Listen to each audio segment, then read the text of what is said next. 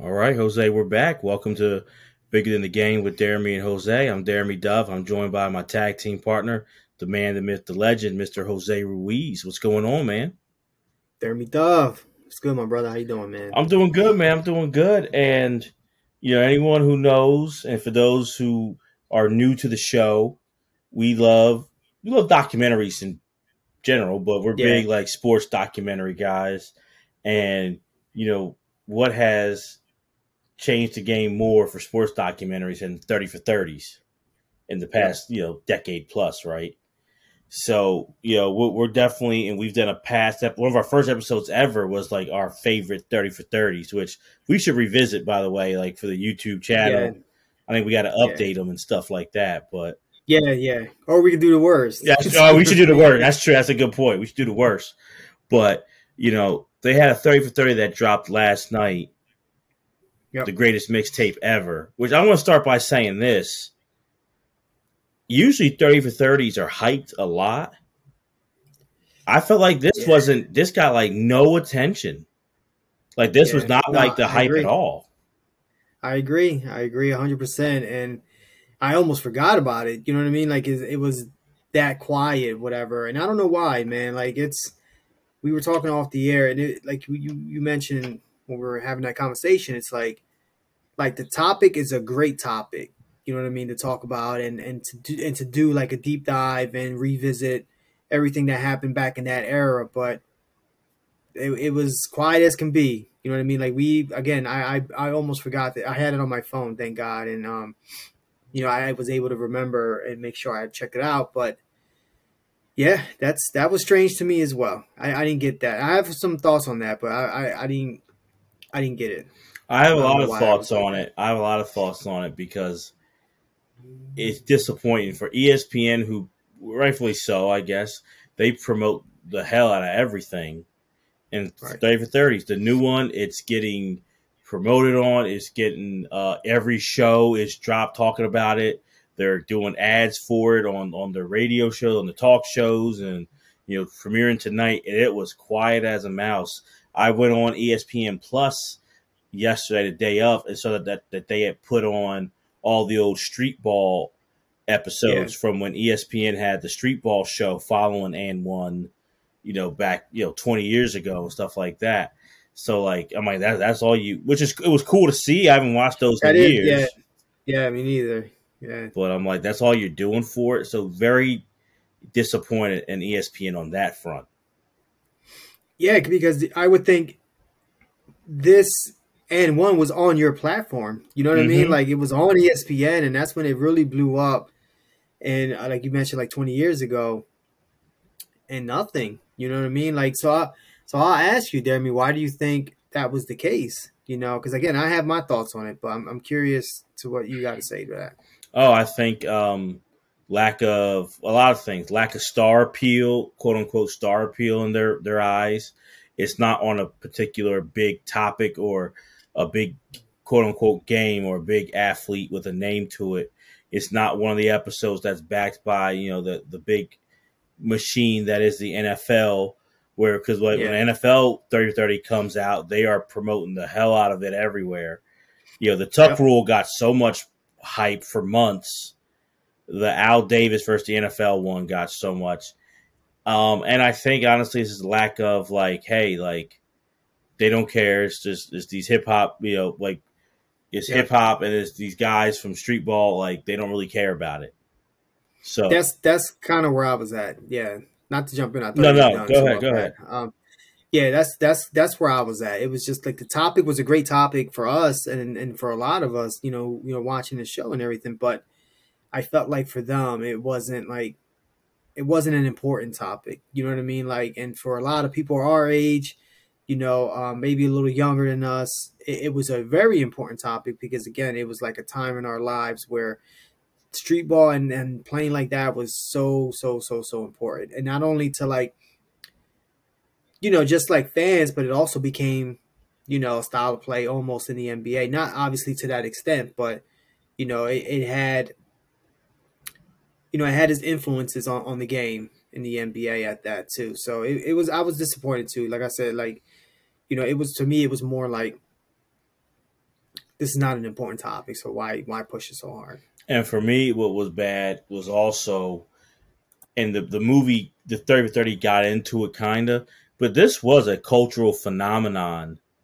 I mean, the fact that these and one mixtapes, it was like you couldn't wait till that next one came out.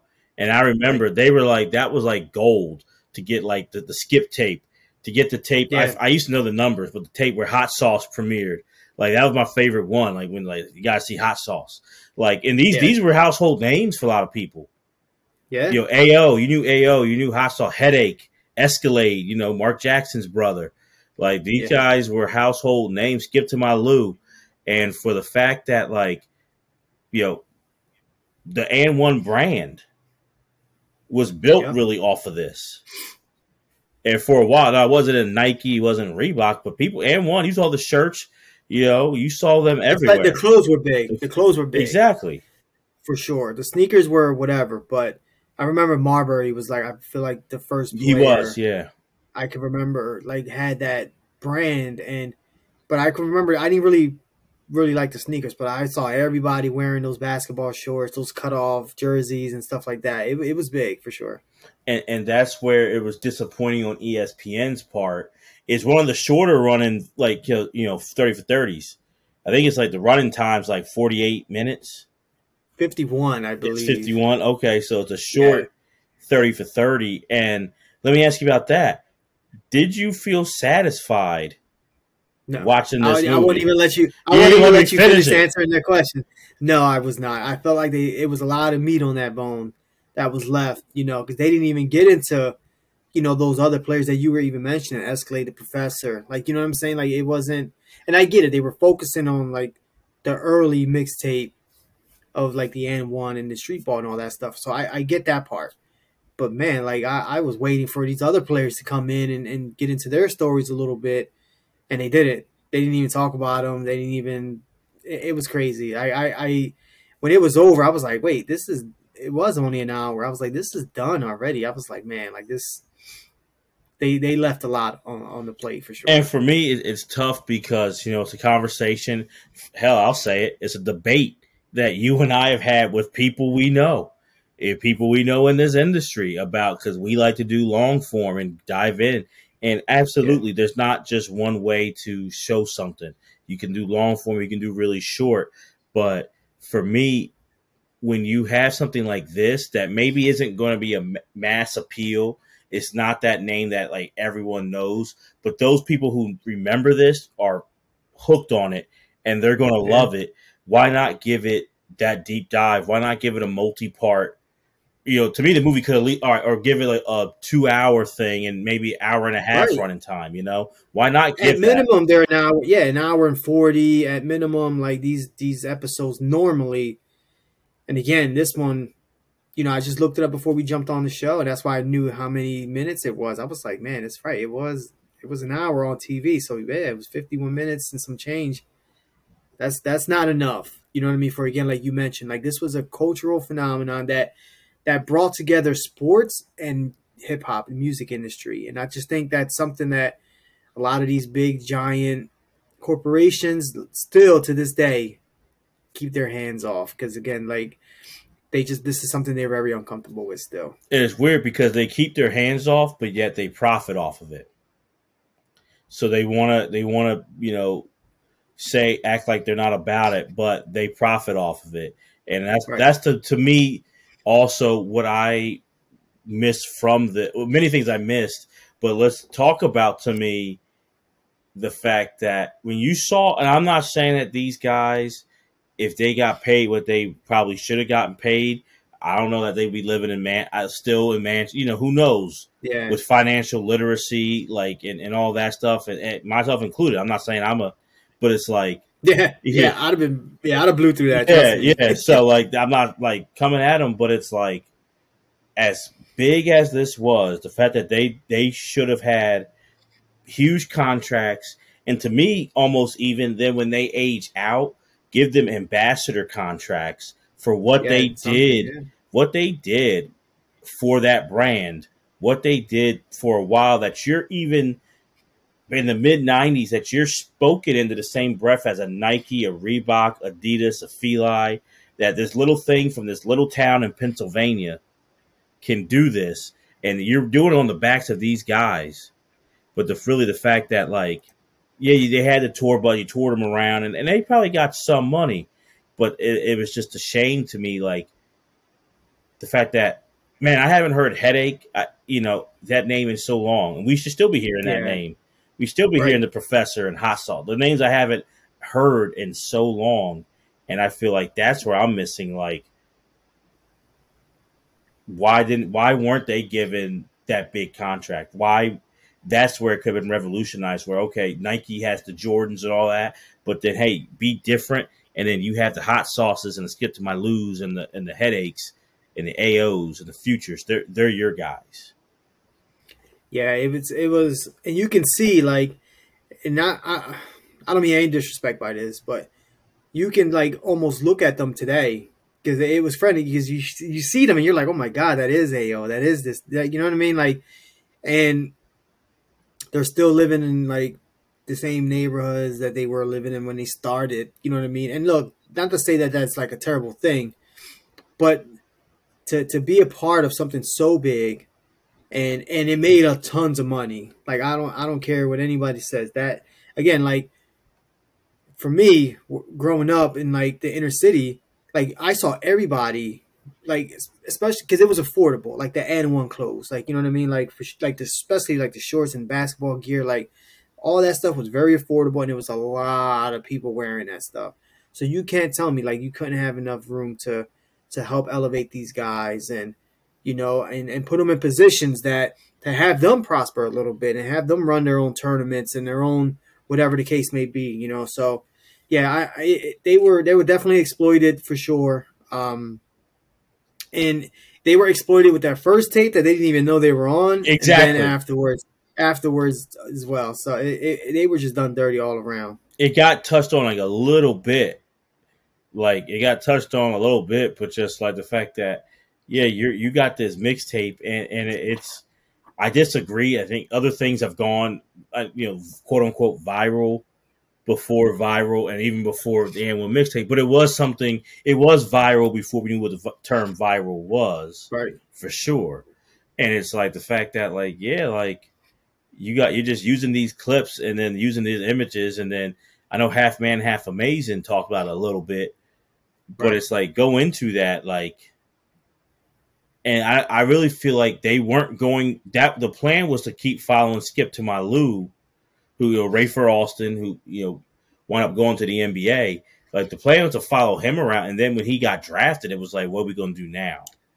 Yeah, he screwed them up. You Yeah, know? big time. So I feel like if he say he's not drafted, I feel like they would have kept going for the next at least few volumes of just doing that, of Yeah. just getting that guerrilla like footage with those camcorders and seeing like you're going to Rucker or this park or that park and filming guys without their knowledge, and then putting it and selling it all over, because those things they get played in Foot Lockers and different things like Yeah. that and stuff. So like they would have kept doing it. Like, what I mean? That's the part that's like I just really got from it, was like how exploited they were, but then also the lack of talking about it.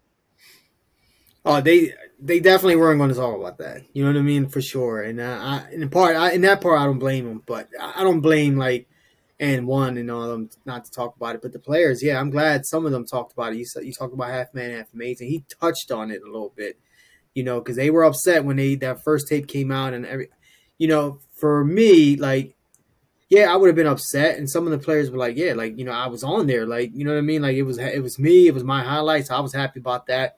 But then when you saw that thing everywhere making all this money, it's natural to want a part of that. And then when they kind of signed them to those contracts and took them on tour, and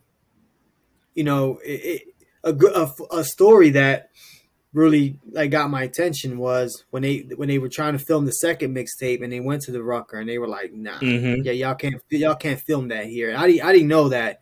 I didn't know that happened at that time. And I was like, no, that makes a lot of sense. You know what I'm saying? Like, you got all these people out here, you're filming all these people, some of these other players, they're not under contract with you, you're going to film them as well.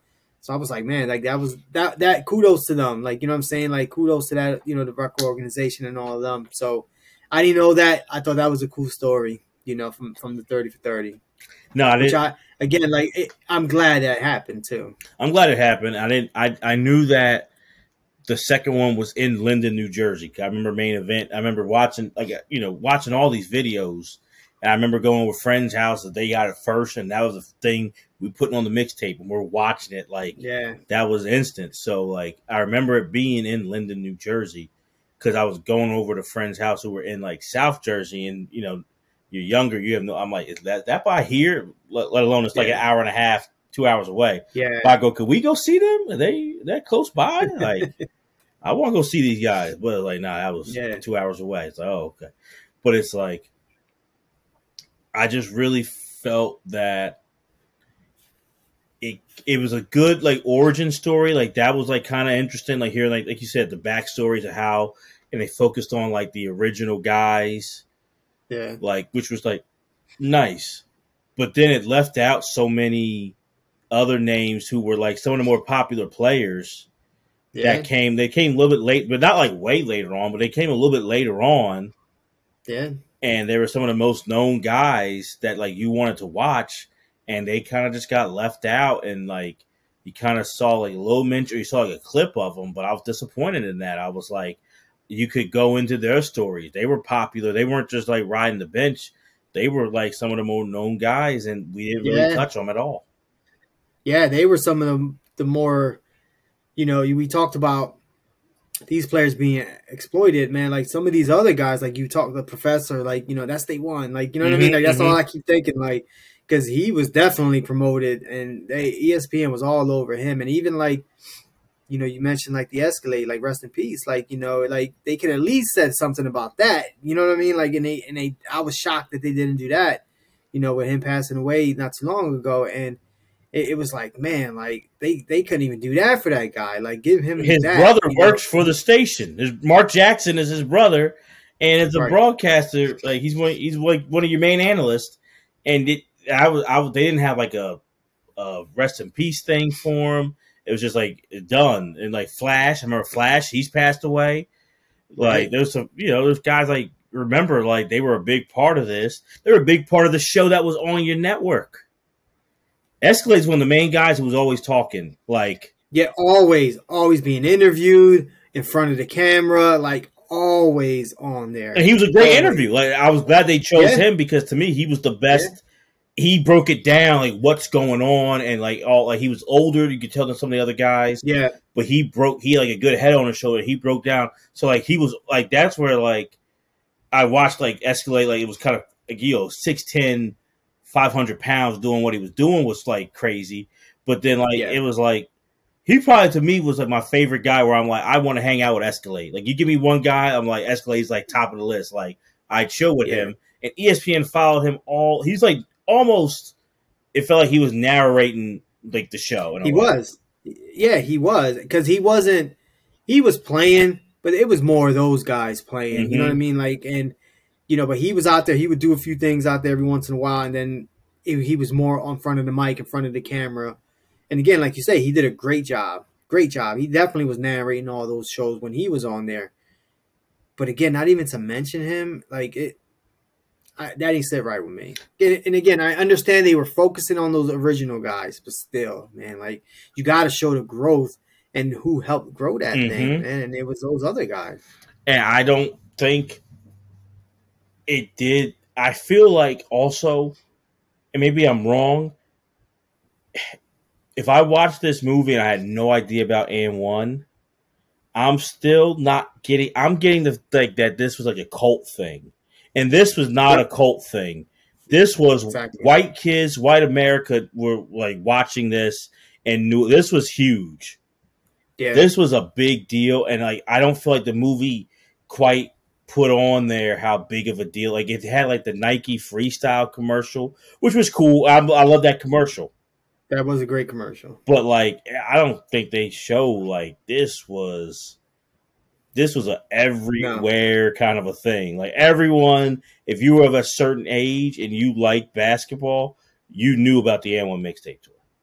Yeah, and then the thing was like, which they didn't talk about. It was it came at the time where that was obviously that was huge. You had guys like Iverson in the league, Mm-hmm. you know what I mean, who was almost parallel to that. You know what I'm saying? Like obviously Iverson was at a different level, but it was still the same mentality, same game.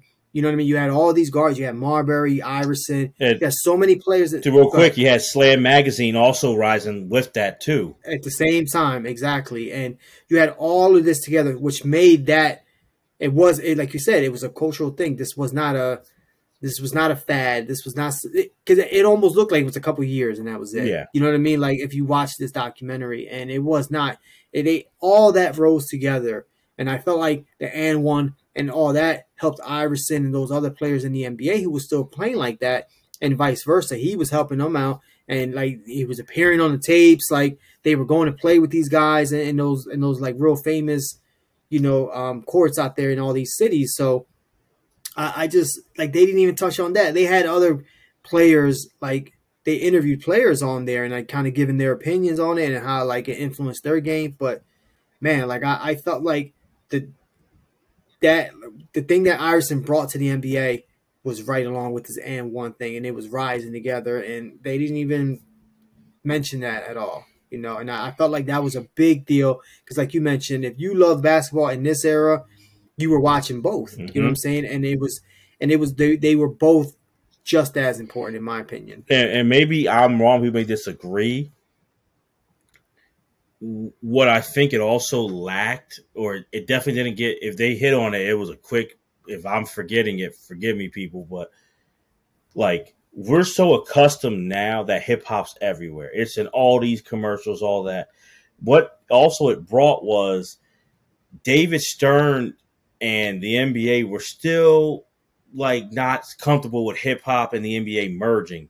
So we had a little bit of progress in the 90s, but remember, still, someone as hard and as tough as Larry Johnson was Grandmama. You know what I mean? Like, there still was kind of like so and one brought that for you. What you were like hoping, like, man, why aren't we at a Sixer game or Madison Square Garden playing a Biggie or a Nas song? You weren't getting that in the 90s too much, really. Like, you got Go New York, Go, which I love that theme, but like that was like the most hip hop-ish you were going to get. Yeah. But then and one was like, oh, yes, finally the place where like these two loves that we all know we both love. If you're in the black or the brown community, you love hip hop and basketball. When I played pickup, whether it was suburbs or in the city, someone had a radio and boom, and you were playing music while you were playing. And like this brought that together, and there was no like barrier. There was no like, like it was like, yeah, this union happened. And talking, like no one really mentioned to me that well, they mentioned the union, but like it was going against mainstream culture. Hip hop was supposed to be hidden back then. Now we see it on big corporate commercials, and they're playing DMX, and it's like, oh yeah, everyone's that's normal. Back in the 90s, that wasn't normal. No, and the thing is, they kept it like if it was just a hood thing. And yes, it started in the inner city, and you mentioned it started with black and brown people, and that's where it originated from. But it did not stay there. You know what I mean? And you had the Kevins and the Todd, the Masons, Jason. With the cornrows and the N1 cutoff jerseys, like everyone was doing this stuff. Everyone was trying. Everyone they were trying. I'm not saying they were successful, but they were trying. And at that time, if you were playing ball anywhere, somebody was coming out and trying to do all this fancy stuff. And that was not just in the inner city; it was everywhere. We used to play a lot of basketball in like Northeast Philly, and for a lot of our listeners, you may not be familiar. It's not the inner city. You know what I mean? Like it's a nicer area. It's borderline kind of.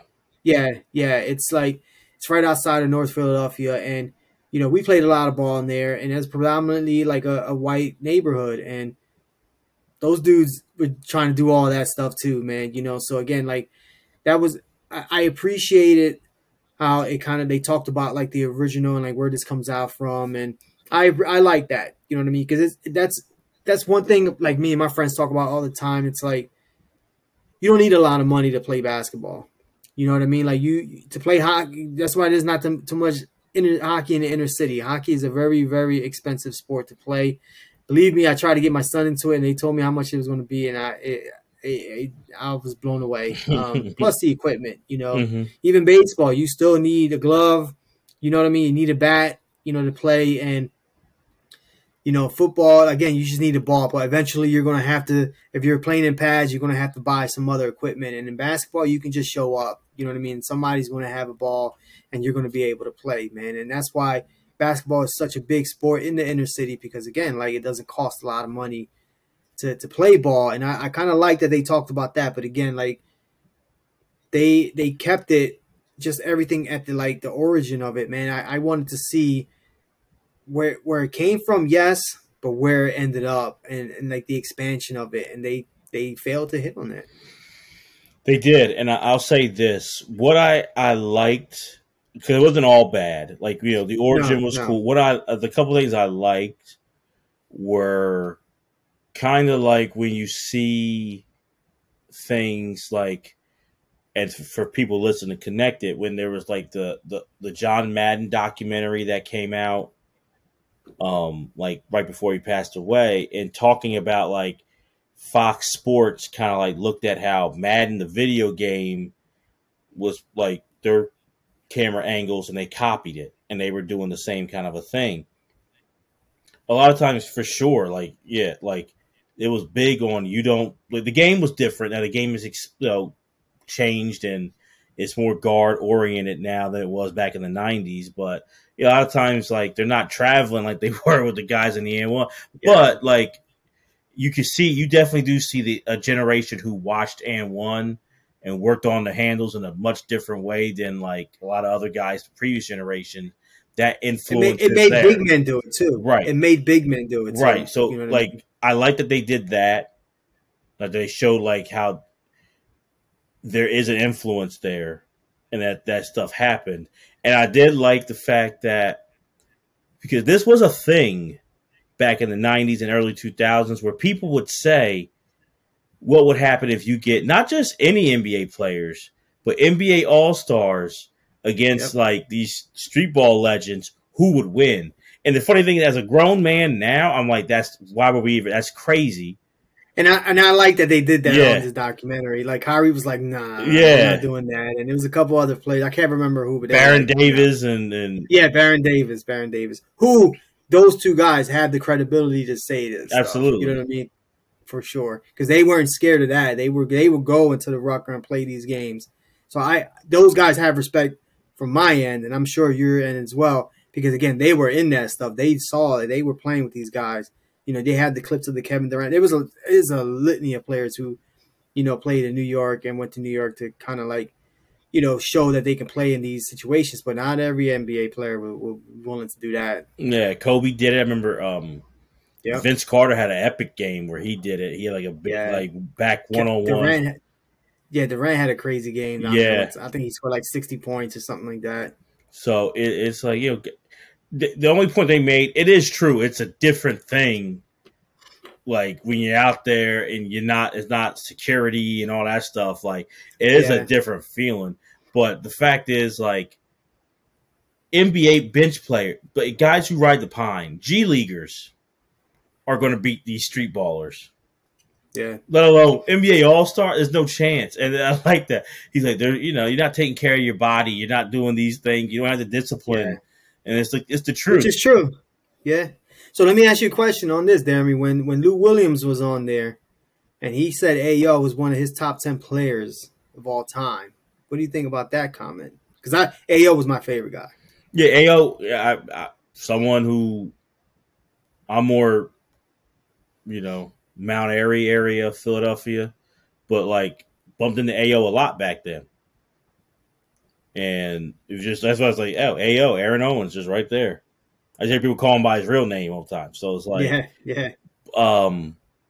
I got the feeling that like that, top 10 favorite. High school, like that's one of his favorites, but not like Ayo was like one of the top 10 players he ever saw. But that's just one of his favorite players, and I think there's nothing wrong with that. Like you know, hot sauce. My number one always will be of all those guys, hot sauce.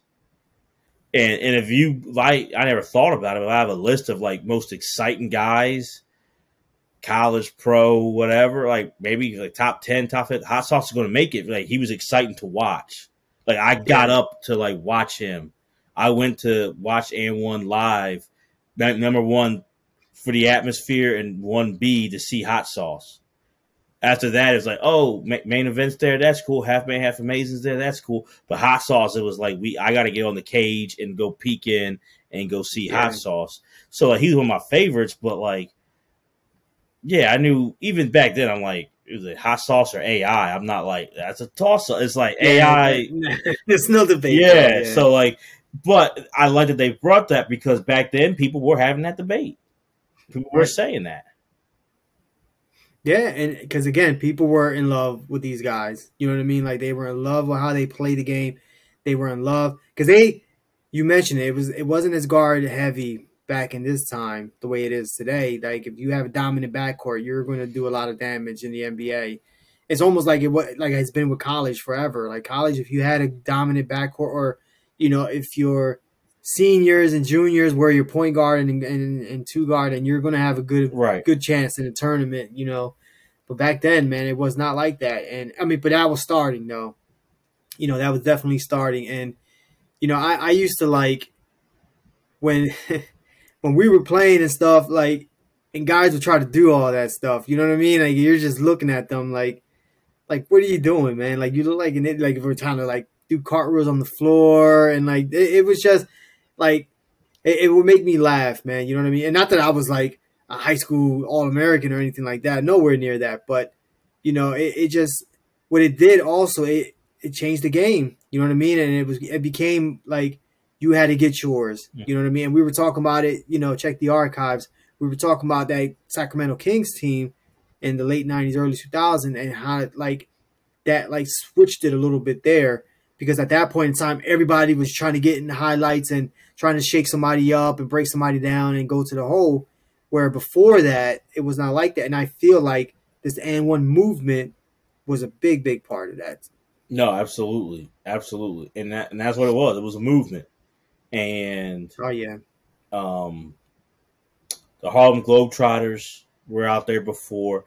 You know, you have different things like that. Rucker Park, watching those games were big in the 60s and the 70s. There's the great stories of Dr. J and people going crazy. Will playing there. So, you know, this phenomenon of street basketball has always been there, and it always will be there, I feel. But I just think, like, this was something that was special. And I think, like, they asked at the end of the movie, could this happen again? And, like, not the same way.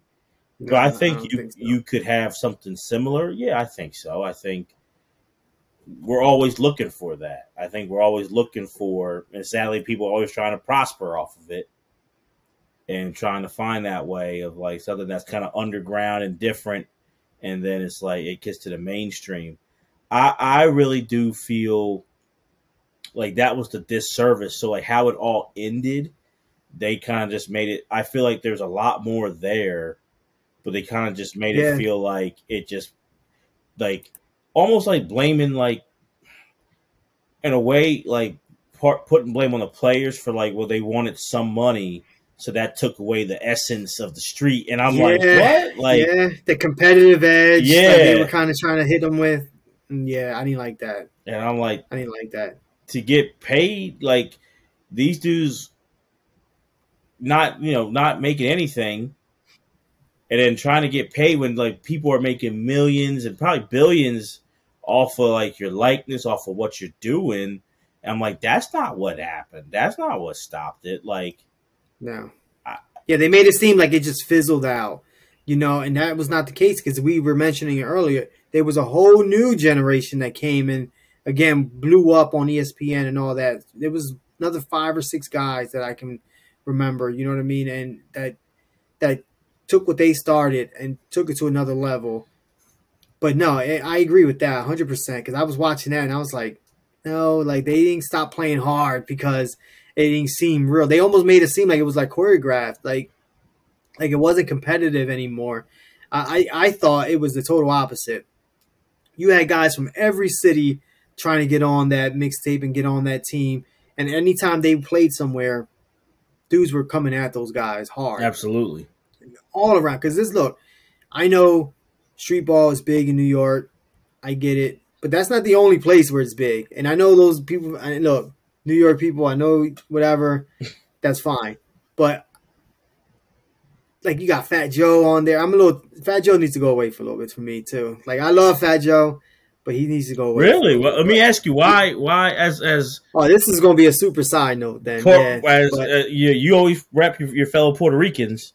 That's right, and I love Fat Joe. I'm surprised. Yeah, I love Fat Joe. I'm a Fat Joe fan. I'm seeing him everywhere. You know what I'm saying? Like, and that's the thing. Like, there's a couple people that in life, if they were to like fade away a little bit for a year, I'm like Magic Johnson, like people like that. Like I would not be mad at that. But Fat Joe right now is on my radar to like you stop talking for a little bit, man. Like, you know, but he's big on that street ball stuff. I'll give him credit on that. He has that like Terror Squad team every year, and they bring in NBA dudes, and it's a big deal. I know it's a big deal in New York, but there's a lot. Philly, you're talking about it, 16th and Susquehanna. It's like a big area there. Chicago is big. You know, you got Venice Beach Court. You know what I mean? Like in California and Oakland and different places. Right. Yeah. There's a lot. Houston has McGregor. I think McGregor Park. I think it's called in Houston. You know, they got the Dome in Baltimore. Like, you know, there's a lot of big time like street ball parks, you know, Jackson Park in Chicago. Like those are big parks, man. Like, and big time players go there.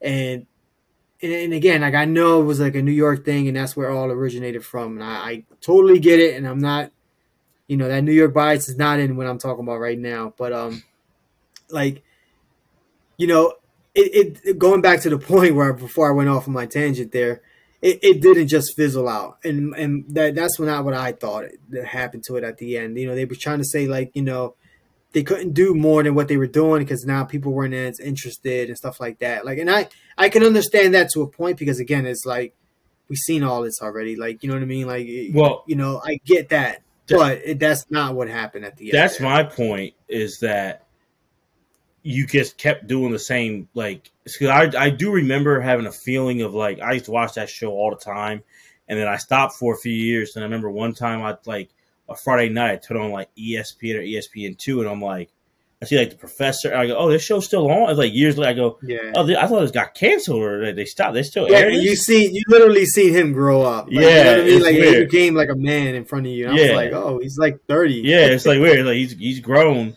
But the thing is, it's like that's where, like, you know, and maybe they were a younger company.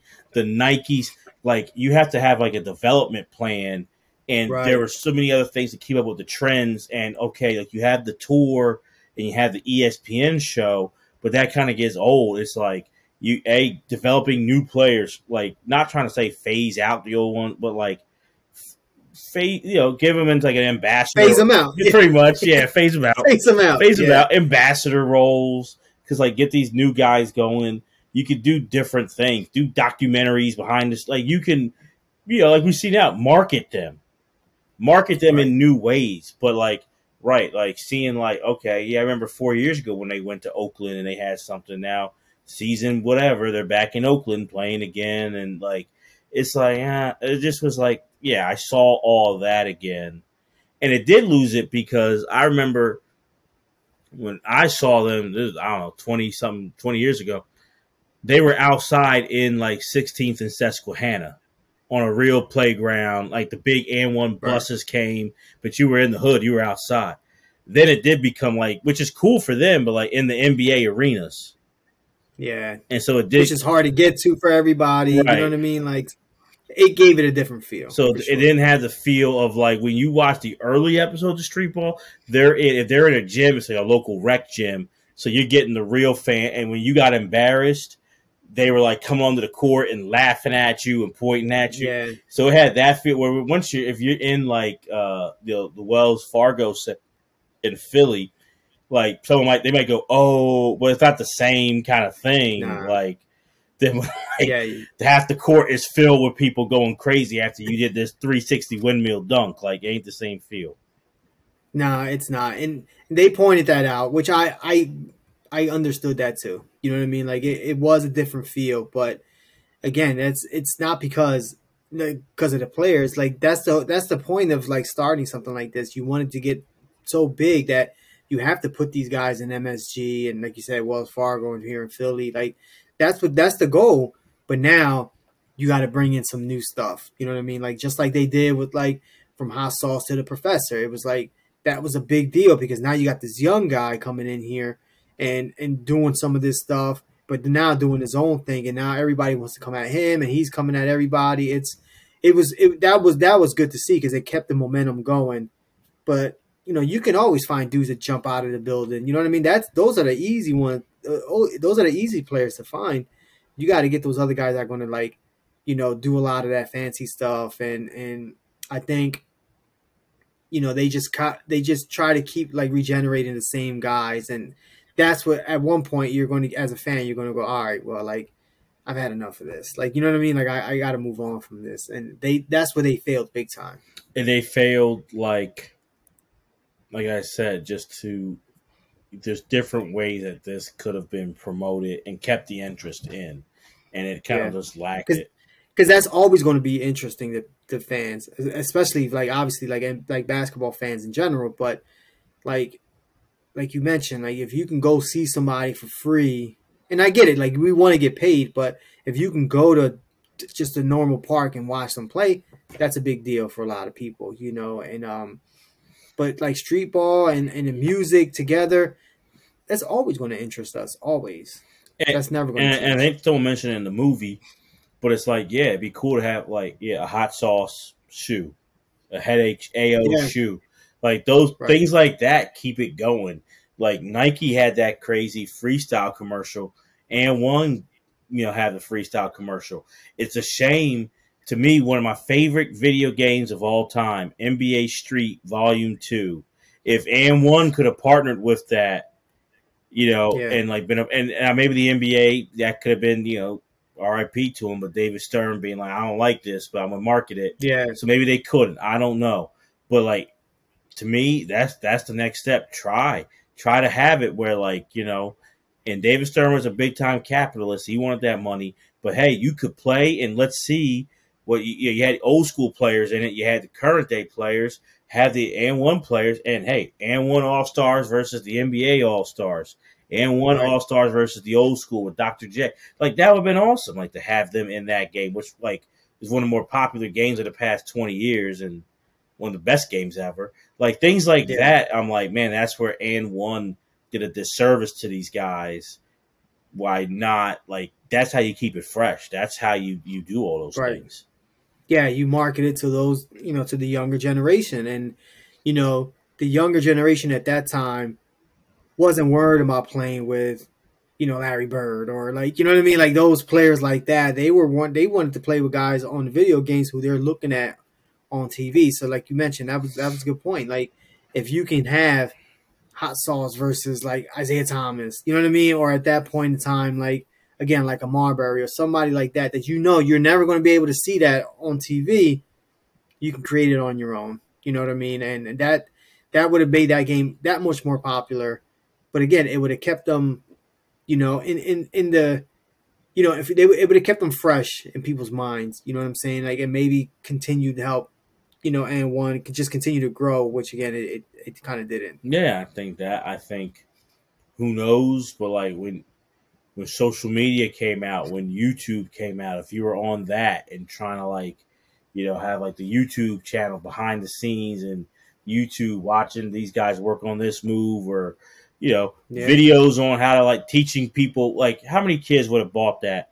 If there's like it's a tutorial, like how to do these moves, and like it's just those things that like I know you're a smaller company, but that all puts money in people's pocket, and that all keeps you relevant, especially when like kids are doing this stuff and like there is that interest. It's just I didn't like the narrative that and I know everyone has their own perspective, and this is the directors and the producers, that's theirs, but I didn't like the narrative that it gave, that it just like fizzled and like, oh, like we had this beautiful art, but then we went for the money, so then we lost the art form. It's like, Yeah, even if you want to say yes, that's not what made that fizzle out. Like, no, because y'all went for and the they capitalism deserved from the it. start, you know.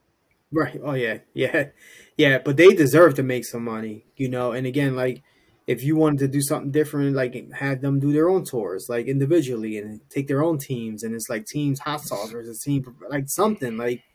But no, I don't blame them for wanting to get paid, especially watching how big and one got. So you know they can paint that narrative all they want. The thing is, like the fans know exactly what it really happened there. And again, like just like a lot of recent, 30 for 30s, I was really excited for this one. And I'm starting to lose that exciting feeling I used to get for them because, again, like a lot of them have been duds, So let and me ask you, recent ones. why do you think that is? Why do you think a lot of the 30 for 30s have been duds? I don't know. And we were talking before the show started off the air, and we mentioned like the topics have been really good topics. We talked about like the Bruce Lee. That's an epic topic that hit generations. You know what I mean? That they could have really done a good job with. And again, it was a dud. The Al Davis versus the NFL. So many storylines in there. Dud. Like I don't know what the hell they did there. Like and it, we can go on and on. I got like a handful of 30 for 30s, recent ones that have not been that good. I don't know why. I don't know if it's the people producing them. I don't know. I don't know.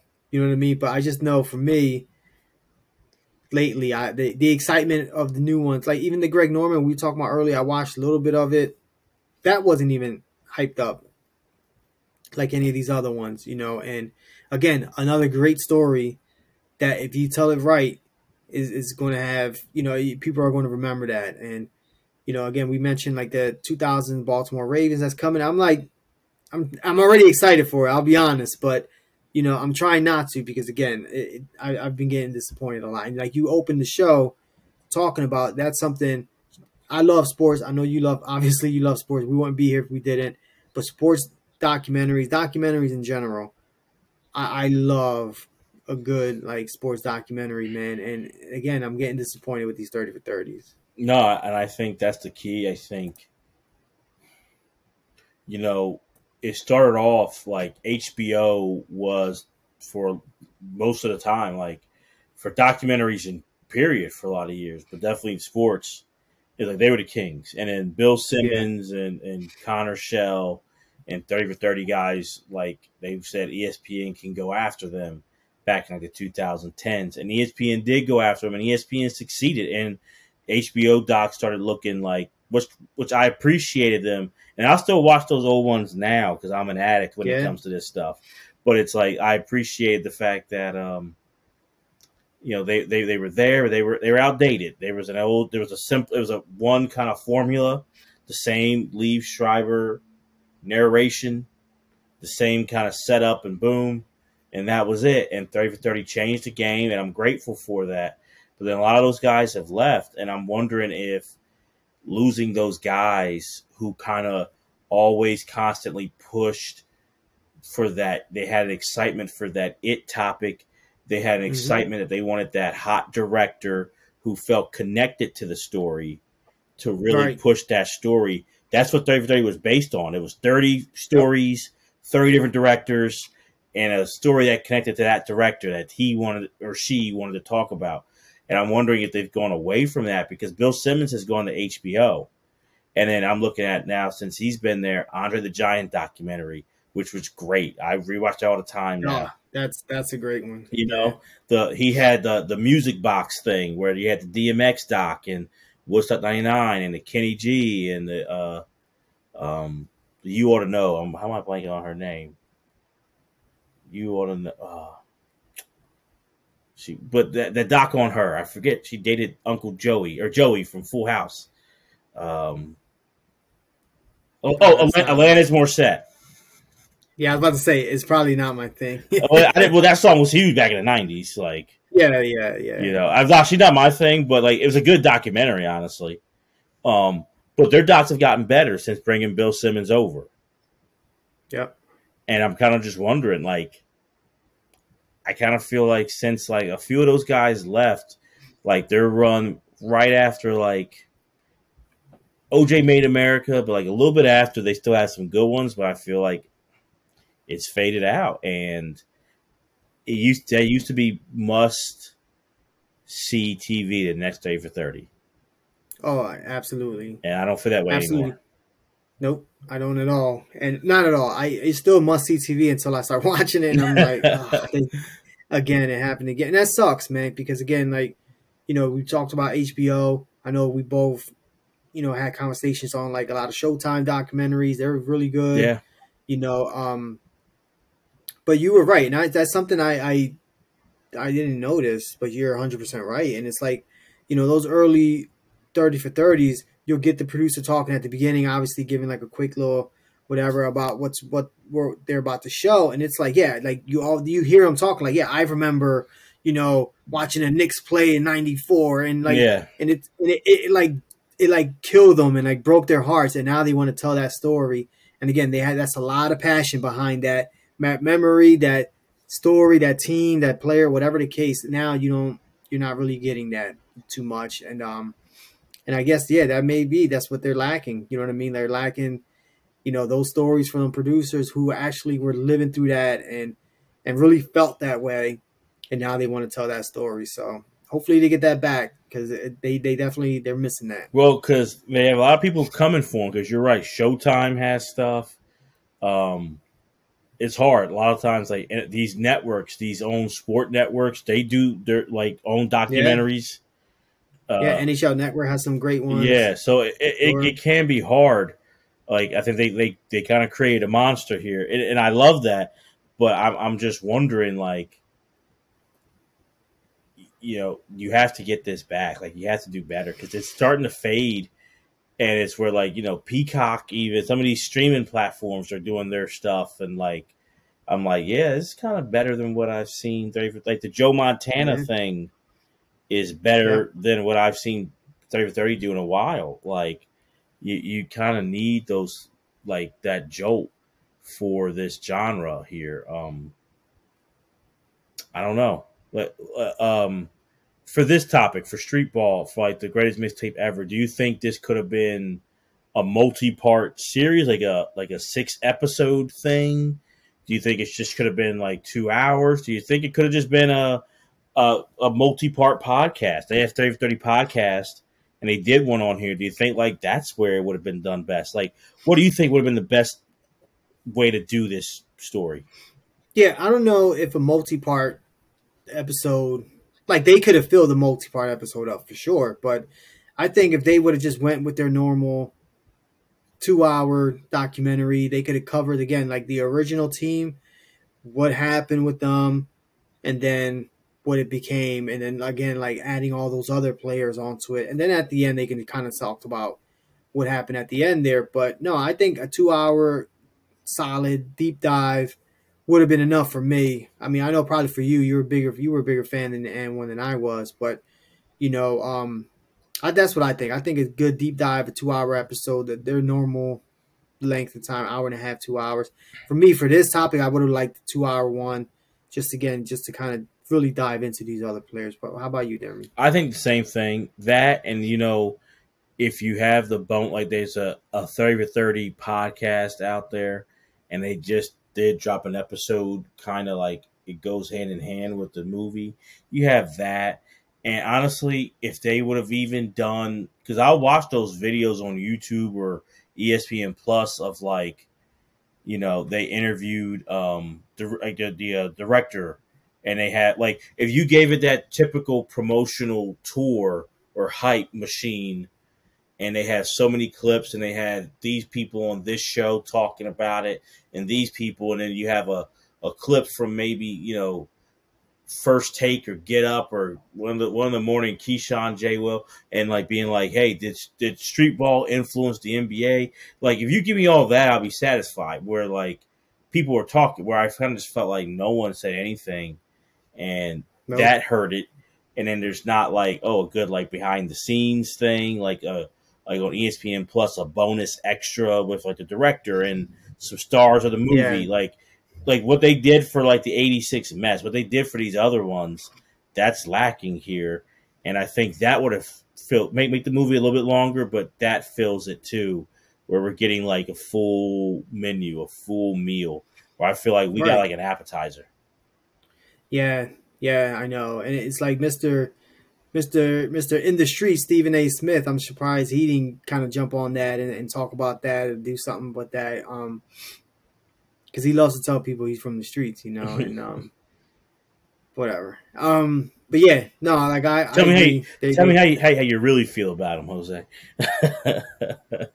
You don't want to know. And I used to like Stephen A. when he first started, but now it's like, yeah, whatever.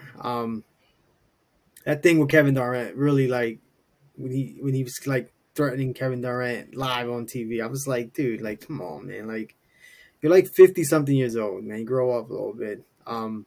Anyway, but no, like I agree. You know, they could have done a lot more here, and I don't know why they didn't.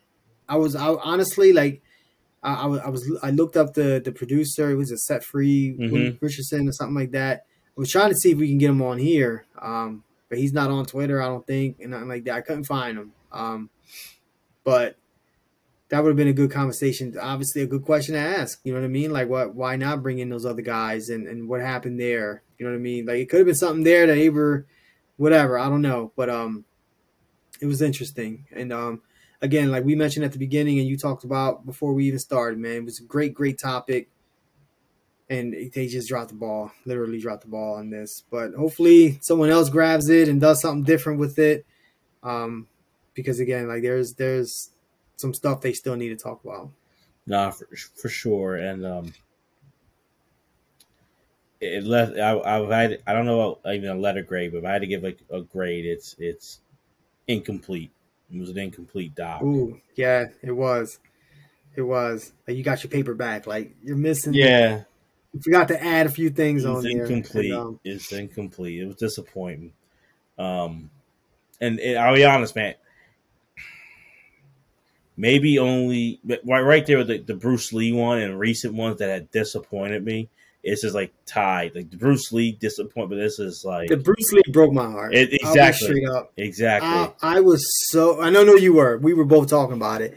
I was so excited for that. The Al Davis one I was excited for. But once I saw it was like cartoon, whatever the hell they were doing there, I was like, yeah. The Bruce Lee one, I was hyping that up. I was texting people who won't even watch sport documentaries. I was like, yo, you got to watch this, man. You're a big fan of Bruce Lee. I know you are. Check this out. And I was watching it, and I literally fell asleep. And I was like, dude, man, that topic, that's the one that, and I know we're going off topic. That's the one right there that they could have, again, hit on so much, man, so much. And again, that goes back generations. Like that topic there, man. And I'm curious to see what they're going to do with the 2000 Ravens. I got a feeling it's just going to be Ray Lewis preaching on there for like 45 minutes. And a lot of Ray preaching. Yeah, they got Shannon Sharp. I mean, he's with Fox. I don't know how much he's going to be on there, but he's obviously got to be on there. He was a big part of that team. So we'll see. Yeah. Now, all right, let's get into it then a little bit, because 2000 Ravens could be so interesting on a lot of fronts. On the historic sports history front, which is what we do here, but we also connect the past to the present. So, like, hey, how it changed modern defenses, how you could really look at them as like the breaking point of like, we got to open this thing up even more because no one's scoring and we can't have these 35-7 Super Bowls. A lot of things you could do there, right? Then you have from Cleveland to Baltimore thing. Like, yeah, starting off there with Art Modell. Great point by you. Starting off there. Honestly, Ray Lewis, which they won't. I wonder if they're going to tiptoe. I think they are. The attempted murder charge, like all that stuff, which was the biggest storyline of that season, the biggest storyline of that Super Bowl. Yep. was the questions and the way Ray Lewis was getting Yeah, treated. because that was rehashed in Super Bowl week for sure. Until where That was definitely rehashed. Brian Billick, the head coach, was like had to stand behind him and defend him. And the stories that I've Brian heard that Brian Billick, a PR guy too. He it, was a PR guy in San Fran. yeah, So absolutely. So it's all that, and then they kind of fade it. And I feel like what they're going to use is a little bit of clips from NFL films, and they're going to use the Hard Knocks clips because they were the first Hard yeah. Knocks team. The year after, though, they were already world champions. And I'm like, I don't need to rewatch. I watched that Hard Knocks a million times. And if I just see a bunch of clips with Tony Saragusa having to walk to get his truck Oh, because Shannon Sharp parked it far away, I'm like, yo, this isn't what we can talk about. Like, yeah, they're gonna. Because who on offense are you gonna talk to? Other than Shannon Sharp, maybe Jonathan Ogden. you get Jamal Lewis. Yeah, but apparently he's not doing well. Apparently with CTE or whatever the case may be. And Yeah, that's true. Okay, you're right. I don't think Trent Dilfer. you get Trent Dilfer, and he's not with ESPN no more. But you still, Trent Dilfer's story is interesting. Oh yeah. Oh, that's it for sure. And then you can, they're going to probably paint that narrative of like, this defense having this quarterback, you know what I mean, and still winning it all, in spite of having that quarterback. There's going to be a lot. I feel like a lot of Brian Billick, a lot of it. Hopefully they get some Ozzie Newsome in there. You know what I mean, like because that's a super important part of that story. But I feel like there's so much you could do. And I'm not Yeah. saying that everything has to be multiple part series or a 3 hour long thing, but you could do so much that it don't just gloss over. Like there's a lot of stuff that happened with that team. And even the aftermath, like you win the Super Bowl as a quarterback and you're just like, let go. Like, which to me, Yeah. then and now, I understand it. Oh yeah, yeah. But that's It's still still tough. it's tough, and it's like a big deal. And honestly, it's like you have some explaining to do, even though like, you don't because it's Trent Dilfer, but you kind of do because he did get you there. And does he have a right? Not a right, but like, let's see if he can defend it. Give him that chance. Like he wasn't Yeah. even given the chance to. Like, it was like a QB, like it was like a controversy or like a competition in training. It was like Elvis Grbac is the guy. It's like we're moving on. Elvis Yeah, we're Grbac. done. Yeah. Yep. Thank you for your This is our service. guy. Thank you for here's your ring, and see you later. Yeah, that was tough. Yeah, that was tough. I do like the point, like the modern day defenses and stuff, like how they put just two big guys in front of Ray Lewis and have Ray Lewis running around, or those linebackers. They had a good set of linebackers. Mm-hmm. I wish Bulware and Sharper. Like it was, it was a great defense. Rob Woodson, that's another story you can talk about. Yeah, no, it's going to be a fun topic. I'm curious what direction they're going to go with it. I just don't want like a Ray Lewis like sweating with the rag and like preaching. I look.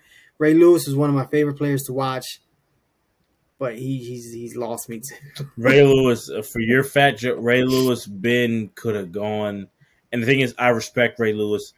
Hell yeah. He is the best defensive player I've seen the past 20, 25 years, probably Ray Lewis. He's right up there for sure. He's that dynamic. He's makes it running for greatest middle linebacker ever. Yes. It was always like Buckus Bucket. I think Ray Lewis makes a good point to kind of run at that title. So Ray Lewis is great. Ray Lewis, and I get it. Like if I played with Ray, I know if I played with he's my teammate, I probably would be inspired. Like it's just how he plays. But also I probably would be annoyed being like, Ray, you preaching again? Like you didn't preach all week in practice, before the game, in the pregame huddle, when you was dancing when your name got announced. You did it at halftime. Now third quarter, you still preaching. Like I'd be like, you gotta stop. So Ray Lewis keeps preaching. He keeps preaching, and if it's gonna be one of them, I can't do that. His Hall of Fame speech, I literally had to turn it off. Like his Hall of Fame speech drove me crazy. I was like, "What are you doing, dude? Like, just He I'm, was like a preacher, I'm man. He like, had the mic. oh Like, yeah, yeah. yeah, it was too I'm much. like everybody else at the podium. You got the wireless mic. You up there doing a dance with Jonathan Ogden. Jo, let's go, and then sliding. And I'm like, what are you doing? And then you just start. Yeah. It was like 40 something minutes, and I was just I turned that one off too. Yeah, and I was excited for it because again, that backstory it's a backstory for sure, you know. And but yeah, I'm curious to see what they're going to do with that episode. I'll be there watching it. You know what I mean? Like I'll be there. You know, so I know they got a couple other ones coming out, but we'll see, man. Like, but again, like this is why we're excited to have this YouTube channel, right? Like we can come on here when these 30 for 30s or any other documentaries drop. We can come on. We're going to watch them, right? And if you're watching this, you're probably watching them as well.